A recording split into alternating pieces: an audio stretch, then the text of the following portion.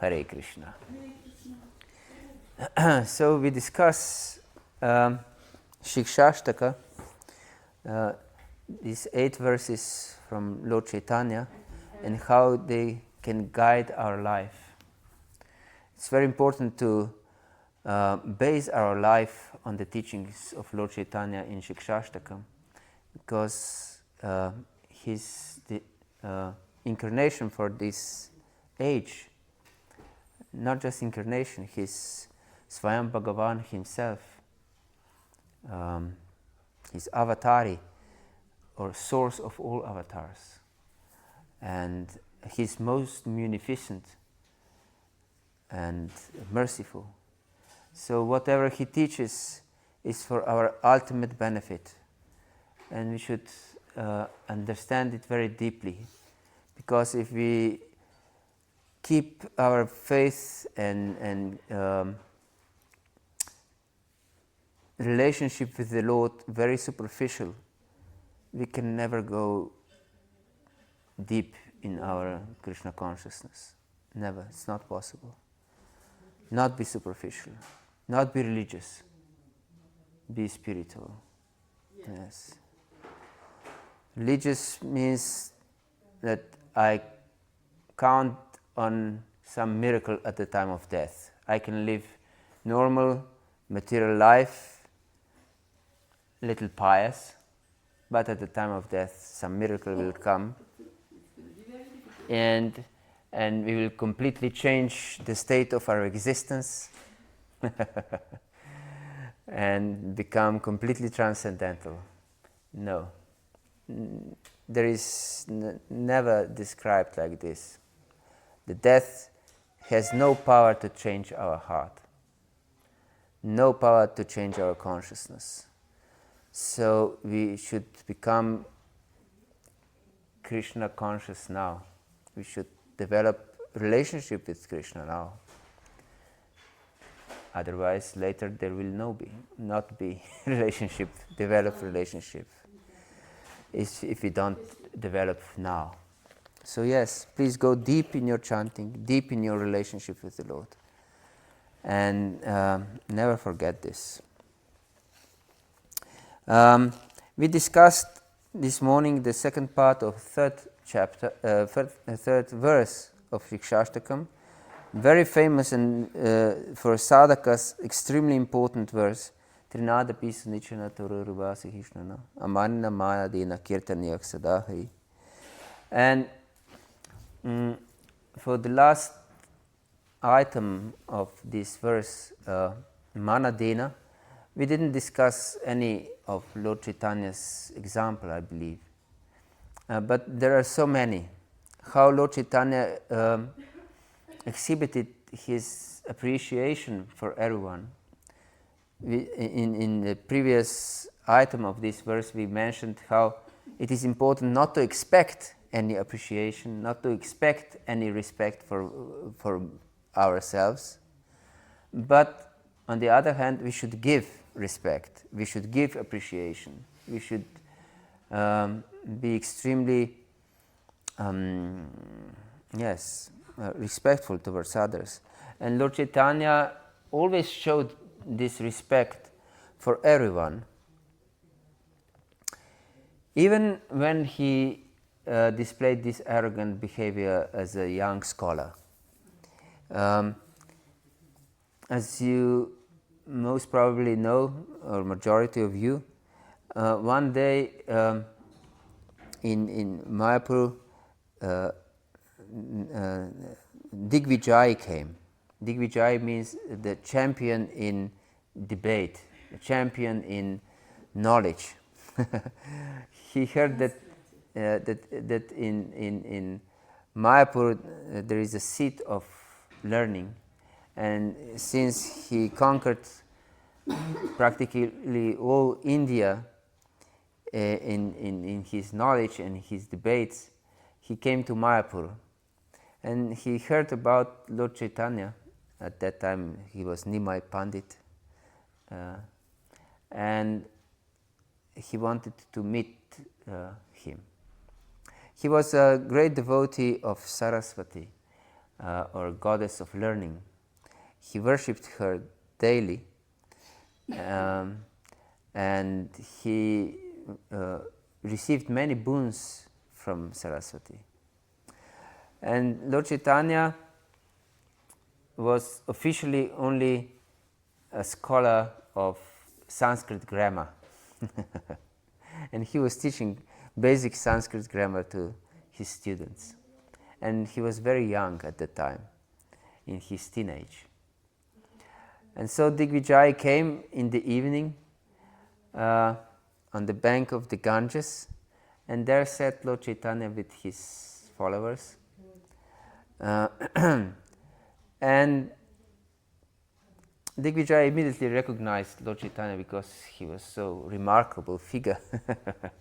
He was beautiful, of course, and tall and stout personality. And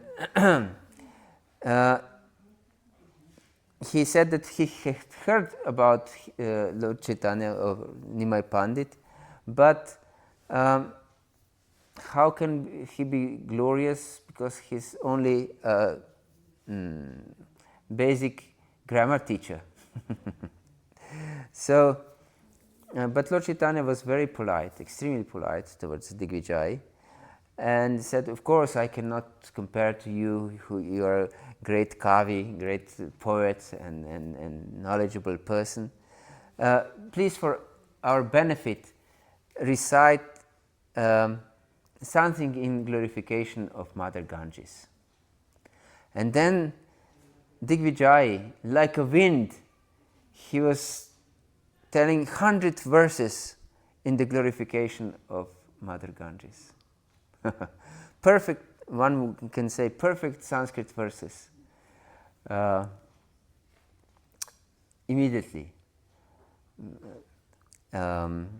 He just composed them on the spot. Not that he would know them by heart from any other poet. He just composed it on the spot. 100 verses in glorification. And then Lord Chaitanya said, very nice, but please now explain the literally ornaments and folds in your 78th verse that goes like this. And he quoted his 78th verse. And he was astonished. How could you remember even one verse from, even one line from, because I told it like a wind. And Lord Chaitanya said, yes, you have ability to compose verses, and I have ability to remember. One is, this is called Shruti Dhara. Whatever one hears, he remembers. So please tell me about the ornaments, good things and bad things in this verse. And he was insulted. How bad things? This verse is absolutely perfect. There is no fault in it. And what do you know about poetry? You're just Sanskrit grammar teacher. What do you know about poetry? And then Lord Chaitanya said, I hear when scholars debate and talk about it, and I learned something, by the way. So, and then, because he couldn't find any fault in his composition, Lord Chaitanya pointed out that he said that there are 5 major faults and 5 major ornaments in this verse, and he explained these different faults and different ornaments. And he was, this Digvijay was completely taken aback. He couldn't say anything. He saw that Lord Chaitanya is not an ordinary living entity. And then Lord Chaitanya said, actually it's unlimited faults in yours. But I'm citing only the main one. And then his disciples started to laugh. because Digvijay was completely speechless. But Lord Chaitanya immediately warned his disciple not to laugh, because he didn't want to destroy this person. He basically offered him great respect. He was extremely respectful, although this Digvijay was extremely proud. But still, he showed to him respect. He said, "Now you can go and we can discuss tomorrow." So he went home, and then he prayed to Saraswati, "Please, Mother Saraswati, how did I offend you so terribly that you left me speechless in front of this young student? What did I wrong? Please help me." And then he went to sleep, and then in his sleep Mother Saraswati appeared to him and said, you were just defeated by my Master, Supreme Lord. Yes. So you better go to him and surrender to him. Yes. So he came to him and really surrendered his life completely to Lord Chaitanya. And Lord Chaitanya exhibited this extreme respect, even though he was completely superior to him and could be very proud and derogative towards him, but he weren't. So it's extremely important to show respect towards every living entity. And even if we take, for example, Krishna, Lord Krishna himself also showed respect to anyone, even to the demons, actually. Yes. There is example of when Lord Shiva was fighting Krishna, when Krishna defeated him on the side of Banasura. Krishna defeated him, but he didn't reprimand Shiva, or he wasn't harsh with him, but very polite.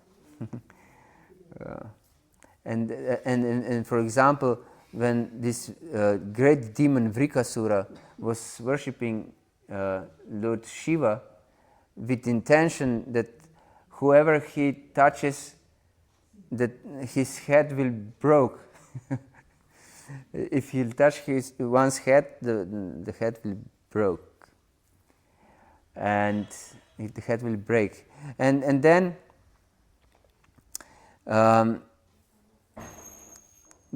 Shiva gave him this benediction, and this great demon was so demoniac that he wanted immediately to test it on Shiva's head. And Shiva became terrified and started to flee. And Vrikasura was chasing him all over the universe. And then Shiva went to Vaikuntha, actually, and met Vishnu there, Krishna, basically. And then Krishna said, "Okay, I will take care of Vrikasura."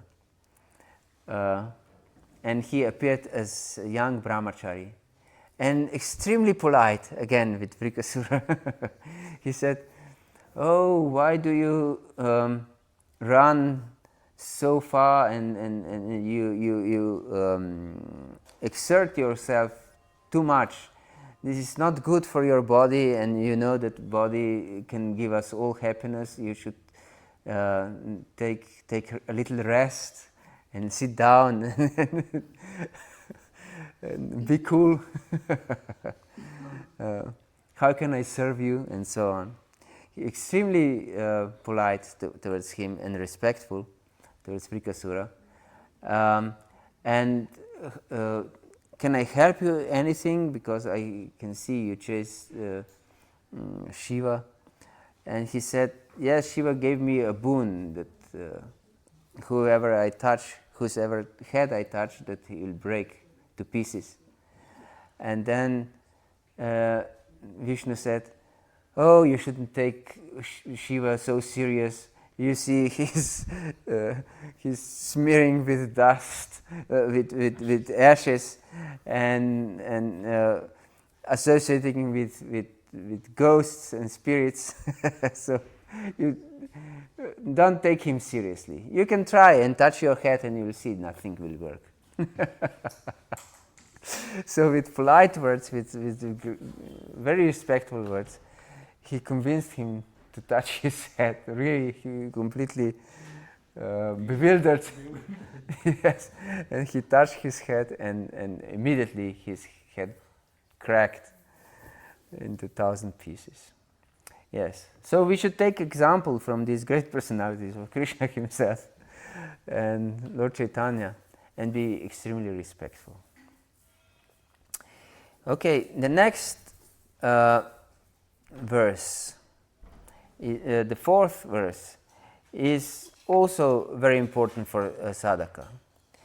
Nadanam na janam na sundarim kavitam va jagatisha kamari mama janmani janmanishwari bhavatad bhaktira haitukitvayi. Yes.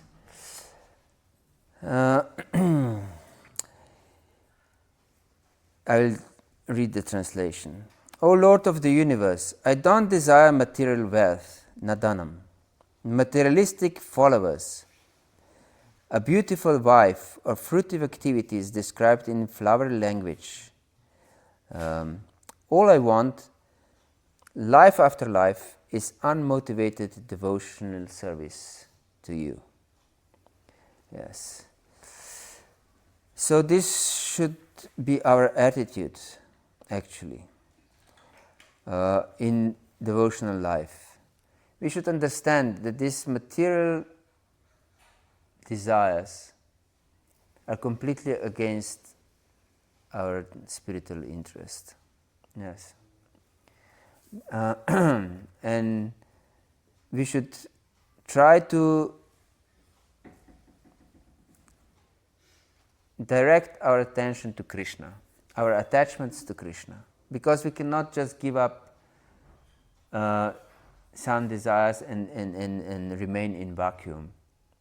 Yes, in empty space. Because desire, as told by Srila Prabhupada, is extremely natural. It's natural phenomena of a soul. That method has no desire. Yes. But the soul is active, and action means desire. What else? If I wouldn't have any desire whatsoever, I wouldn't move a finger. Why would I move a finger if I wouldn't have a desire to move it? Yes. I would be like a dead piece of wood. Yes. So desire is symptoms of life. But if we are not attached to Krishna, if we are not desiring Krishna, we'll definitely desire material things. And this is indication. If we desire material things, there is no desire for Krishna, actually, or very little desire for Krishna. Yes, this is extremely important to understand. Because there are so many different material desires as long as we are not perfect. And therefore we should know that these material desires are our enemies, not our friends. So we should pray to Krishna, please remove my material desires. Yes, remove my attachments, remove my hankering for anything in this material world, for some prestige, for recognition from others, for some comforts, enjoyments. These all are completely against our spiritual life. Yes. As long as they are there in our life, we cannot really connect with Krishna. Only through asakti, asakti means deep attachment, comes bhava. And bhava means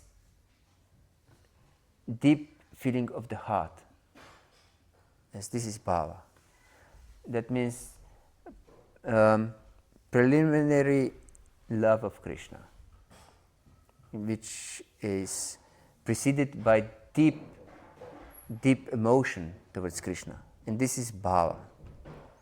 But without asakti, without great attachment to Krishna, asakti means great attachment, there is no bhava.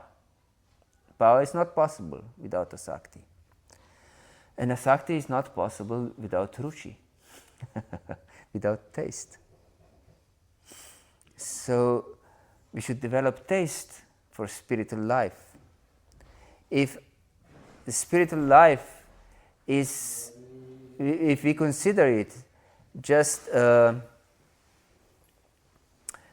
my duty, there will be no ruchi.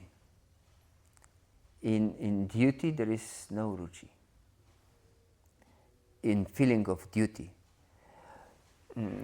No one is good in anything just because of duty.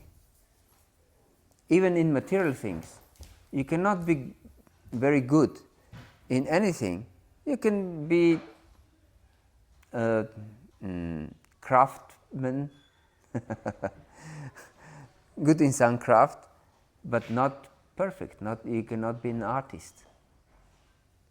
You can do things, but you will not be very good. You will not be superb. Yes. So we shouldn't stick to our duties. We should go beyond our duties. We should develop taste for it. Yes, taste is extremely necessary. If one wants to be topmost scientist, he has to have taste. Only through duties, studying because of duty, he will never become top scientist. Never. And if one wants to become a gold medalist in the Olympic Games, he has to have ruchi, taste for his sport. Not just that he trained because of some duty. Yes. He has to be passionate about his sport, very much. Therefore, it is said, akamak sarvakamava moksha kamodardi, tivrena bhakti-yogena yajita purusham param. We have to perform tivra bhakti, intense devotional service. This is the sign that we are passionate about it. This passion is not material passion, that we do it with material passion. That means material passion means I want quick result. And for material passion, it is characteristic that is very short-lived. I do it for some short time passionately, but because the result is not so easy, I give it up easily. This is material passion. But we should be on the other level of passion for something, for Krishna. Yes. Therefore, our bhakti yoga should be tivra, intense. We should really focus. Yes, this is my only life. I have no other life than bhakti. And therefore, we should cultivate this kind of prayer that Lord Chaitanya exhibits in this verse. Na dhanam, na janam, na sundarim. I don't want wealth, because everyone wants wealth in this material world. Everyone wants wealth. Who is there that he rejects wealth? But Lord Chaitanya prays, I don't want wealth. Please don't entice me with wealth, my Lord. because Lord Chaitanya could have unlimited wealth, not just because he was the Supreme Lord, that he can produce all wealth from sky. And he produced also, do you know this? Sometimes he destroyed things at home. And then his mother said, what can we eat? We don't have anything. And then he gave her 20 grams of gold and said to her, just go to the market and buy whatever we need. And she was wondering from where he gets this gold. Yes. She was afraid that something is wrong. That whenever there is a need, he comes with 20 grams of gold. Yes. So, but he didn't want wealth. Not dhanam, not janam. And he exhibited this many times. He took sannyas. This is ultimate rejection of all wealth. Yes. Yes.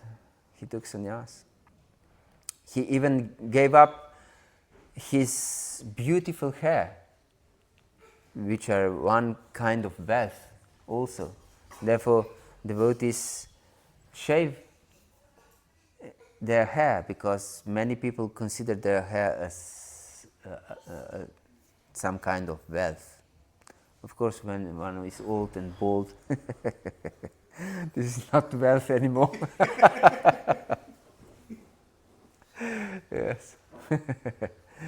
But before, one considers it a wealth. I remember one devotee in Slovenia, he had long hair and he was very attached to his long hair. But he was quite sincere devotee. And then everyone pushed him to shave and so on. Hare Krishna. And then one day he decided, I will cut my hair. And he left his hair as long as this. And every devotee said, oh, very nice, you cut your hair. But then one devotee came and said, this much of attachment left.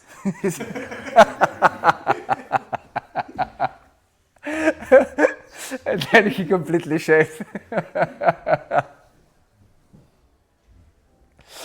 Hare Krishna. Yes, so he gave up his beautiful hair, and everyone was so attached to his hair.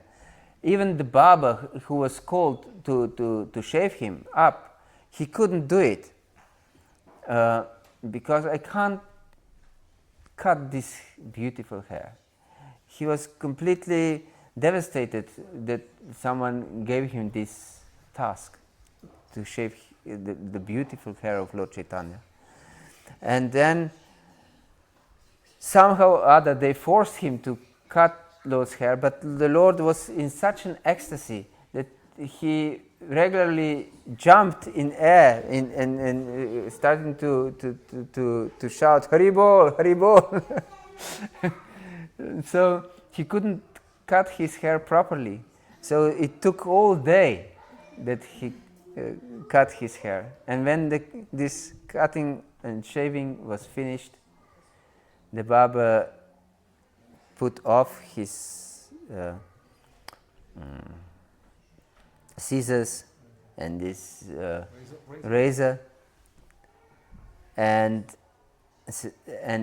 he declared that he will never touch scissors and razor again in his life. He gave up completely his profession. He couldn't bear this thought that he had to shave the hair, beautiful hair of Lord Chaitanya. Yes, not Janam. Lord Chaitanya didn't want followers. Everyone wants to be popular. Everyone wants to be recognized by other people and glorified by them. Yes, they recognize our abilities and our talents, And yes, but Lord Chaitanya didn't want any recognition, any followers. Even the king, Prataparudra, wanted to meet Lord Chaitanya, but he didn't want to meet the king. One would say that if you meet the king, you will be very famous, even more. And you will get many followers if you are king's favorite. But he didn't want to meet the king. Yes, he didn't care for the followers. Practically, whole last part of his life in this manifest lila, he spent alone in Gambhira with only two most deep friends, Hare Krishna. Yes, Swarup Damodar Goswami and Ramananda Rai, and Govinda also served him. So 3 people were regularly with him, but otherwise he was completely alone. Yes, so he didn't care for followers. So we should also pray like this: Na Dhanam, Na Janam, Na Sundarim. And Sundarim means, of course, beautiful women. This desire for sex is extremely strong in every living entity, actually, because it's part of keeping our existence in a way, because we survive in our children. This is the idea of every living entity. So every living entity is extremely protective for their offspring. Yes, not just human beings, but also animals are extremely protective for their offsprings.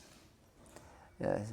And so this sex impulse is especially meant for procreation, of course, and therefore it is extremely strong, because if there wouldn't be strong sex impulse, there would be no offsprings.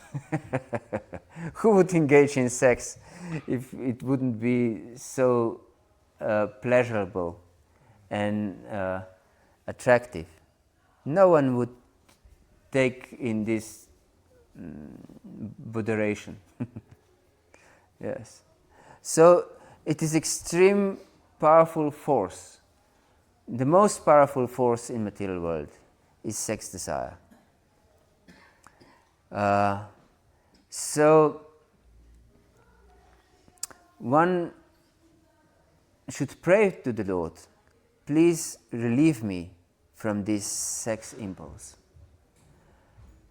because it's extremely powerful and I cannot give it up myself. In 5th chapter of Bhagavad-gita, Lord Krishna says something very interesting. He says, Shaknoti chaiva sudam prakshariram mokshanat kama krodot bhavam vigam sayuktak sasukim nara. Shaknoti chaiva sudam prakshariram mokshanat. That means if one is able to give up, to tolerate before death, till the time of death, if one is able to tolerate kama krodot bhavam vigam, this sex desire and anger, then he's very he's sukhi, he's happy. And he's connected with me, he's yukta, he's connected with me, and very fortunate, very perfect person, actually. That means that this sex desire is a function of the body and will never go away, actually. Therefore, we should tolerate it, because it will not go away. Krishna explains this. If one is able to tolerate it till the time of death, he's Sukhi and he's Yukta. Yes. And we can, of course, if we divert our attention to Krishna, our attachment to Krishna, then it becomes easy, if we are really attached to Krishna. And it's not difficult.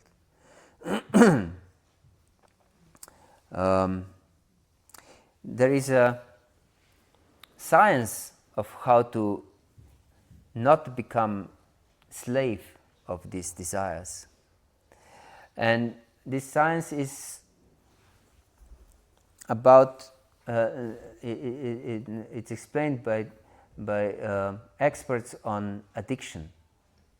Because, of course, these desires, sex desires, many times addictive, very addictive.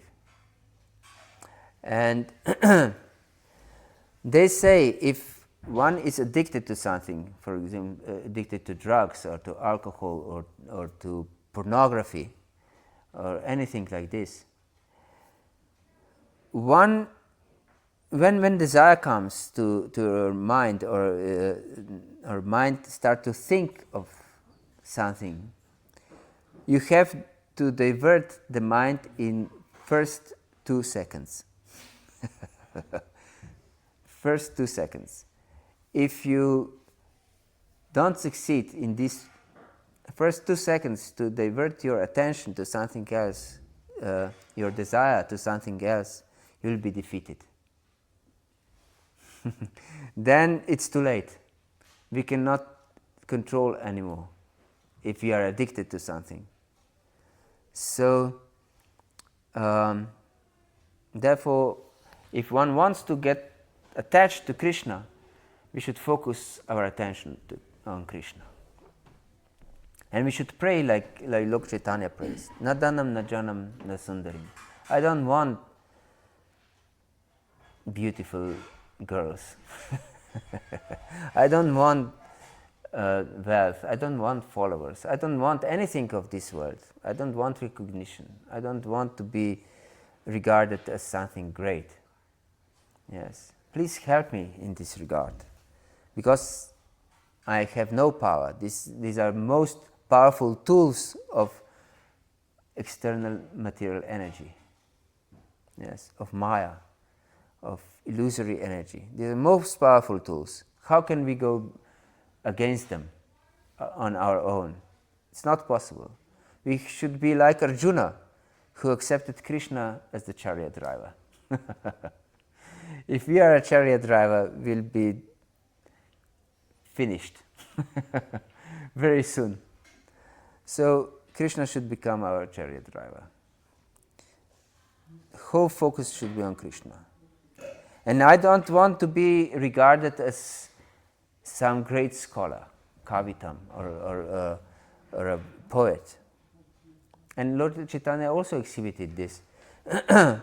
Everything he's praying here, he exhibited in his life.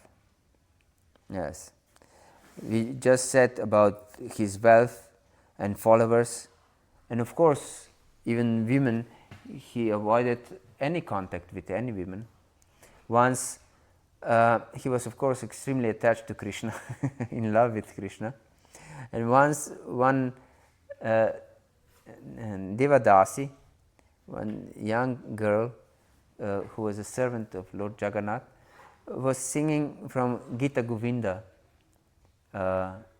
these songs of Jayadev Goswami, very beautiful songs about Radha and Krishna, their pastimes. And so he was so overwhelmed with love of Krishna when he heard this song of Gita Govinda, that he started to run to embrace the one who was singing. But he was a sannyasi, and this was a lady singing. one girl. And he was so oblivious of this material world that he ran through thorny bushes that he was completely cut. But Govinda, his servant, was running behind him and tried to catch him. And finally he caught him and said, my Lord, this is woman who is singing." And then he immediately regained his external consciousness, Lord Chaitanya, and said, "Oh Govinda, you just saved my life." You just saved my life. Otherwise I would embrace this girl and my life would be finished. Hare Krishna. Yes. And Kavitam, he didn't want to be regarded as great poet.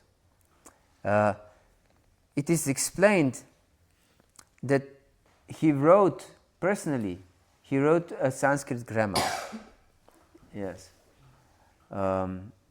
Very elaborate grammar, perfect grammar, most perfect grammar.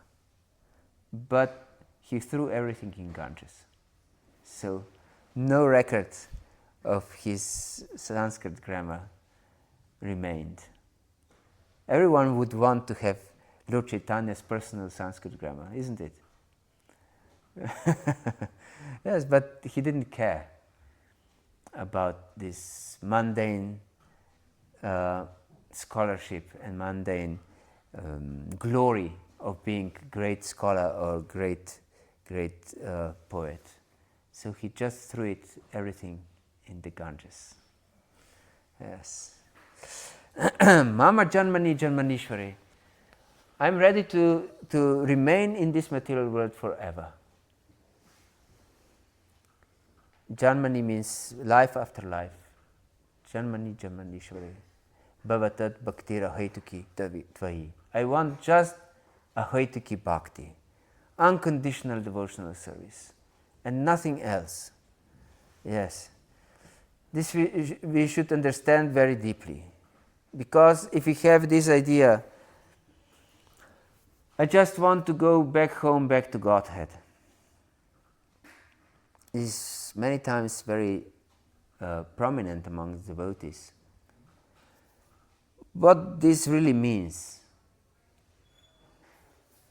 It means I want, basically, if you don't have a love for Krishna, it means that I want superior type of enjoyment, actually. Because if I want service, I can have service now, no problem. There is so much service. Just go to Lord Prabhu and he will give you unlimited service. Yes, no problem. Is there any problem for service? No, no problem for service. So after class you can go to him and beg him for service. Yes, so but if we have this idea, I just want to go back home, back to Godhead, is basically desire for a superior type of enjoyment. And Krishna understands our jargon. This is devotee jargon. We say we want to go back home, back to Godhead. But basically he understands you want higher type of enjoyment. So we'll finish up in heavenly planets. Because he understands this is what you want. You don't want service, you want enjoyment. So this is the place of enjoyment. What about enjoying the service?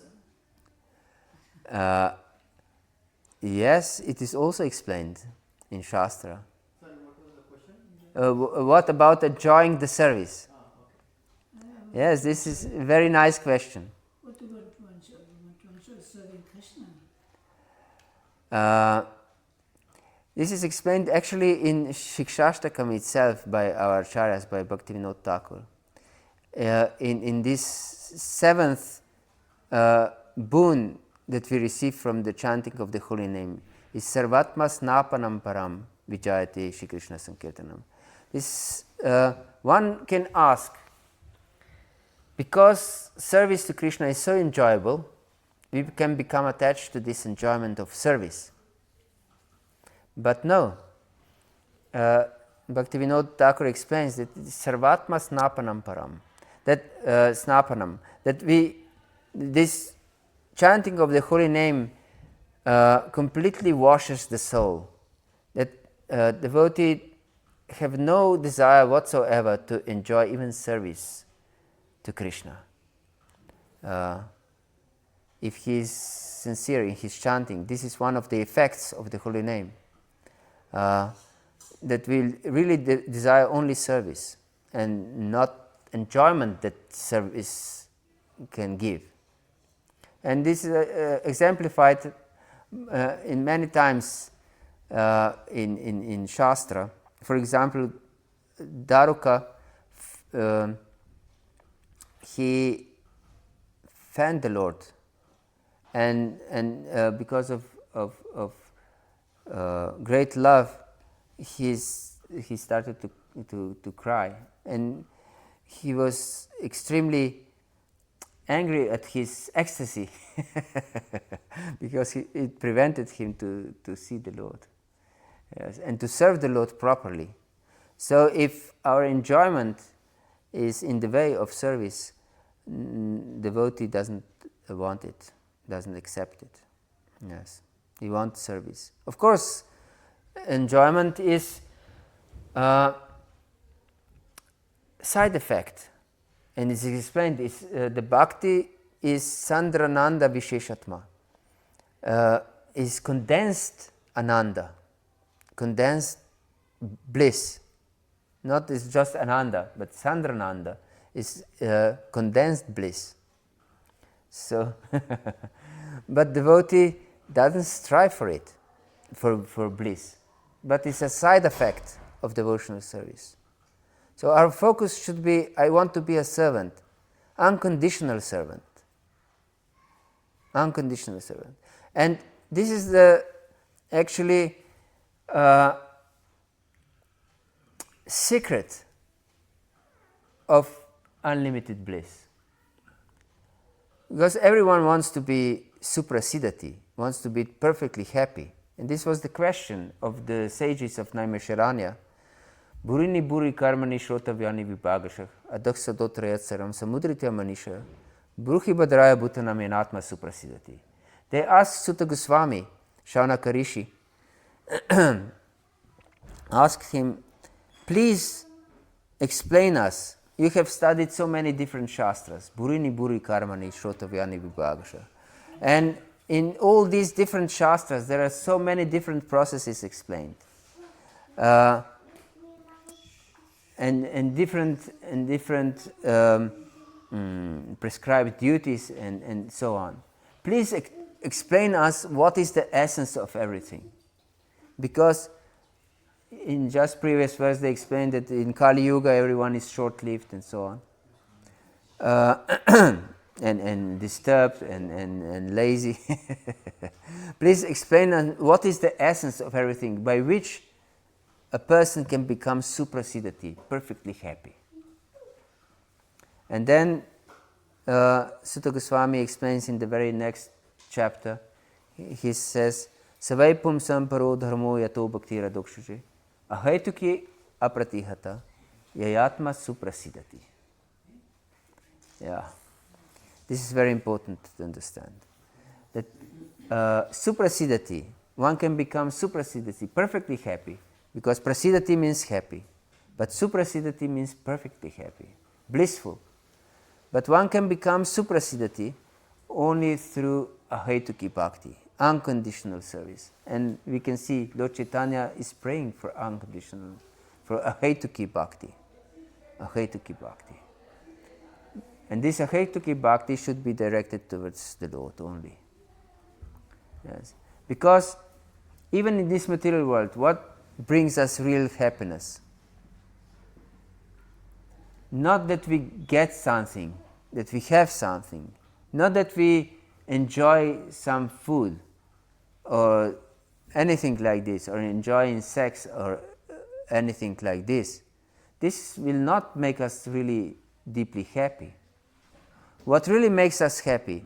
If we make happy someone who we really love, who we deeply love, if we make happy someone, then this gives us most profound satisfaction, even in this material world. So, if we develop this type of love, unconditional love for the Lord, this only can give us perfect happiness. But should be unconditional, yes, without any desire. Nadanam, najanam, nasundarim, kavitam var jagadisha kamaye, mama janmani janmanishwari. Even if I am born again and again in this material world, but I want just a Hetuki Bhakti, just pure devotional service, unconditional devotional service. I don't want anything for my devotional service.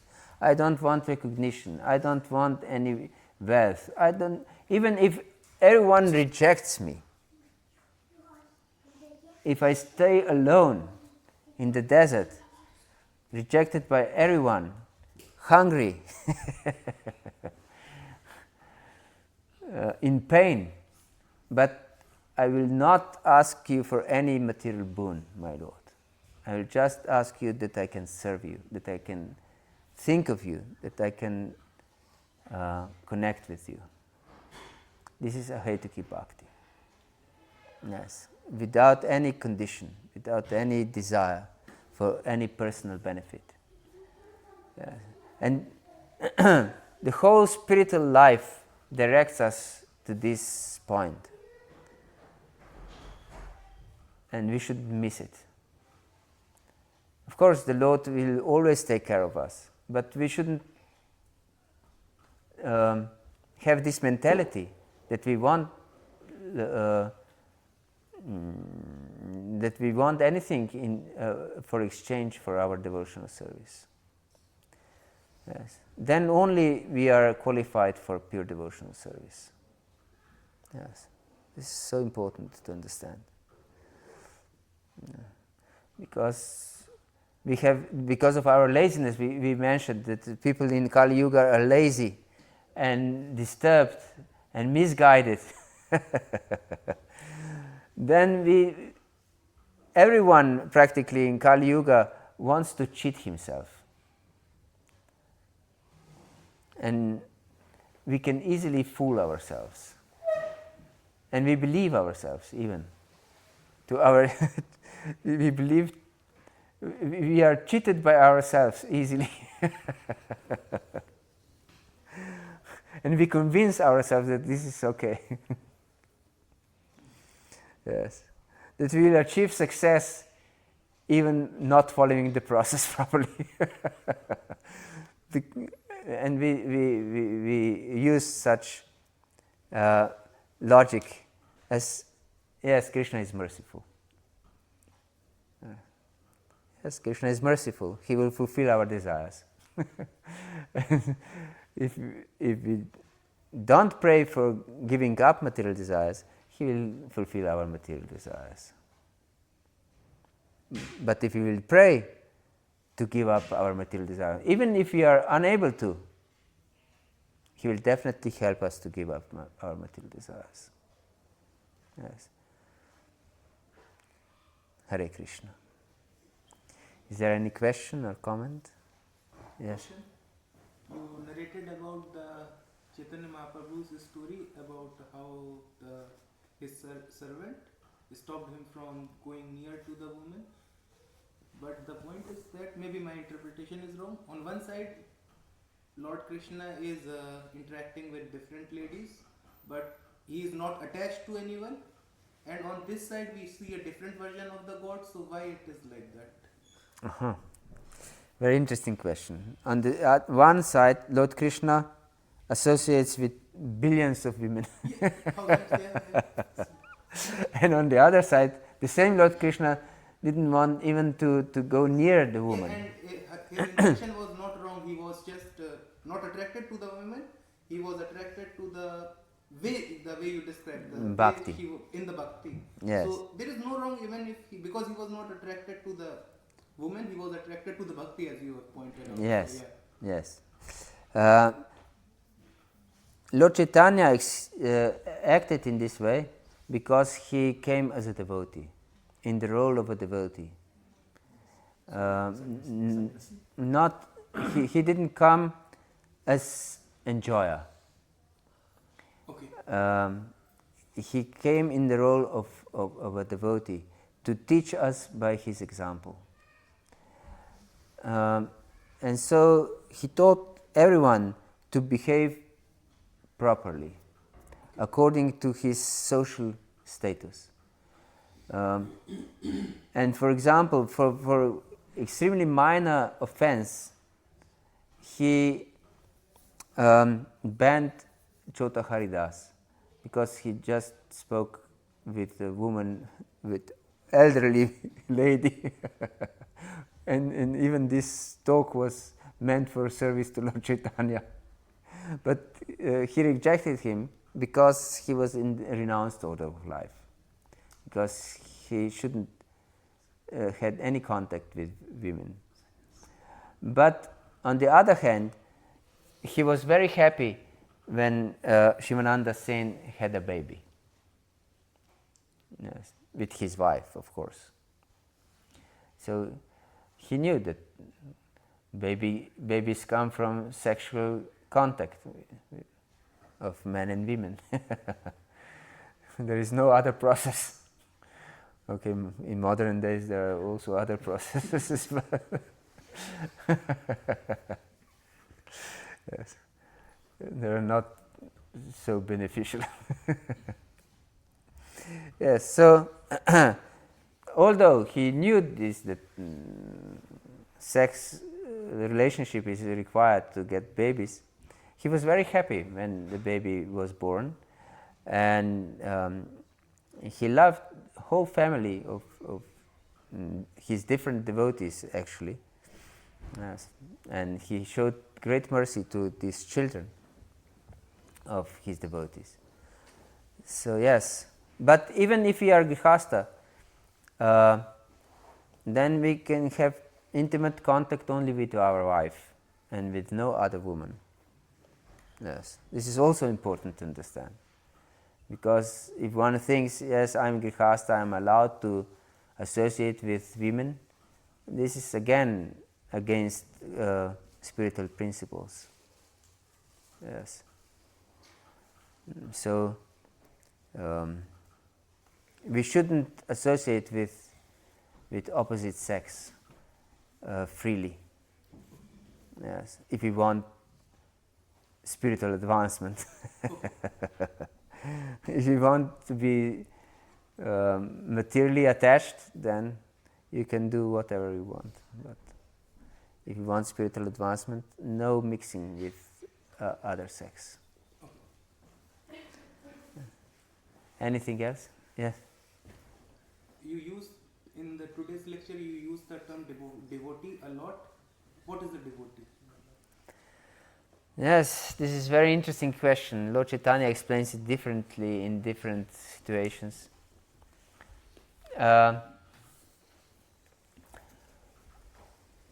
Devotee actually is one who surrenders to the Lord. This is devotee. And who accepts devotional service as his life and soul. Devotional service to the Lord as his life and soul.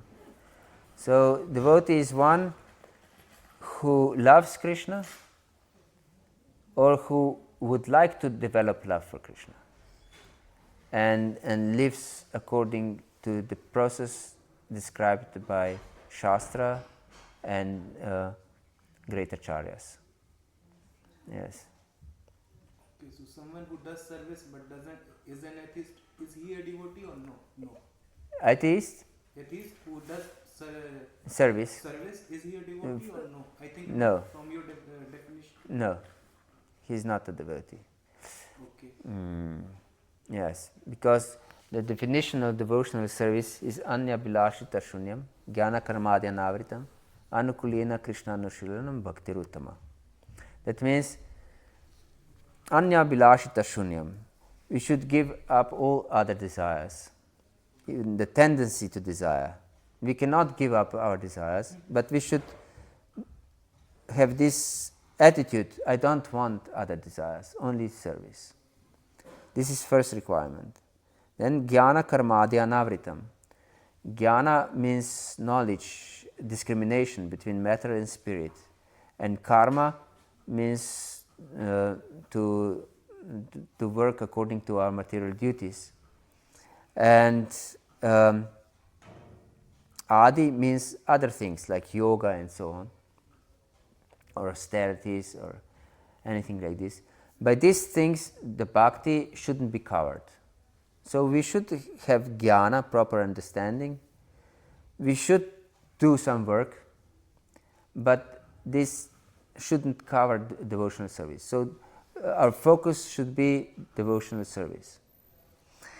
And then it's anukulena Krishna nushilanam. The devotee is one who is favorable towards Krishna. He does favorable service towards Krishna with the intention to please Krishna. This is devotional service. This is the devotee, actually, with the intention to please Krishna, yes, and doing things favorable for Krishna. Yes. So this is a devotee. One who, even if we consider ourselves devotees, but our attention in our service is not to please Krishna, this is not devotional service. So it's our consciousness that counts, that is important. Yes. In all our service, in all our work, in everything we do, actually, we should have this intention. I want to please Krishna. I do it as a service to Krishna, to please Him. Yes. So you study for PhD. You should have this intention. I want to do it for you, my Lord, for your pleasure. And whatever will I do in my life, I always want to serve you by my work. Okay. This is proper attitude. You also talked about attachment and karma in your lecture. So, in worldly affairs, when we do some activity, we do it with the intention and the result in mind, the worldly matters of worldly tasks. So, how can we unattach ourselves from the result? We have read the shloka, but when it comes to real life implementing, it's a very hard process. Yes. Because all our tasks are result driven, but we know that our attachment to the results will bring us Misery, which I also feel. So how can we use the teachings and try to adopt it in our life to Yes. Yeah, you get the concept. Yes. This is a gradual process. You cannot expect change of your consciousness overnight. Yeah. Because from time immemorial you have completely different type of consciousness, and now we try to completely turn around our life in the opposite direction. Then there is natural flow in this material world. So this is the gradual process, and we should therefore associate with people who are advanced in spiritual life, who don't have desires for material profit and adoration. We should regularly study and hear classes about this, very systematic study and hearing, and we should pray and chant the holy name with this prayerful attitude. Please, Krishna, help me to give up my attachment to the results of my action. Let my attachment be only to please you. And then gradually you will purify your heart by this scientific process of Krishna consciousness, and you achieve perfection and give up desire for enjoying fruits of your work. Yes. But you cannot expect some magic touch and that will completely transform your vision by just some just some blessing like this. This is cheating. If someone promises you, give me 100 euros and I will bless you, you'll just lose your 100 euros. Yes. So thank you for mentioning those 3 suggestions. I will try to incorporate them. Yes. Yeah, thank you very much. Hare Krishna. It's easy to say you're young, healthy, enthusiastic. When you get old, you think, I got enough of this material world, I got enough of this material body. So it's easy when you're young, healthy, enthusiastic, everything goes well. But then, after a while, I got enough of being in this material world, I got enough of it. And being old and losing it. Yes, yes, yes, it's true. It's not an impetus to, Therefore, Prahlad Maharaj prays, Kaumara acharit pragyo dharmam bhagavatamiha durlabhak manushan janma tadapya dhruvam artadam. He prays that one should engage in devotional service from very beginning of life. Kaumara acharit pragyo dharmam bhagavatamiha. Yes, from Kaumara, from very small child.